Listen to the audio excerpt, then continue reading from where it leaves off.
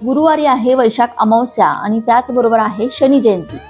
अशा या दुहेरी योगावरती आपल्याला आपल्या कामामधील अनेक अडचणी दूर व्हाव्यात, संकटे दूर व्हावीत, यासाठी आपल्याला गुरुवारी शनी जयंतीच्या दिवशी आणि अमावस्येच्या दिवशी अंघोळीच्या पाण्यामध्ये चिमूटभर काळे तीळ टाकायचे आहे आणि अशा पाण्याने अंघोळ करायचे आहे.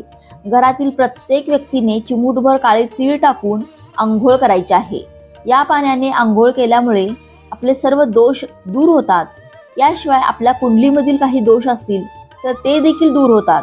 मुलांना आजारपण असेल किंवा घरामध्ये भांडण कटकटी होत असतील तर अवश्य तुम्ही असे काळे तीळ घातलेल्या पाण्याने घरातील सर्वांनी अंघोळ करा. त्याचबरोबर मुलांना देखील तुम्ही असे काळे तीळ टाकून अंघोळ घाला. यामुळे आजारपण देखील दूर होते, नजर दोष दूर होतात आणि अनेक संकटे अडचणी आपल्या कामामध्ये येत असतील तर ते देखील दूर होतात. श्री स्वामी समर्थ.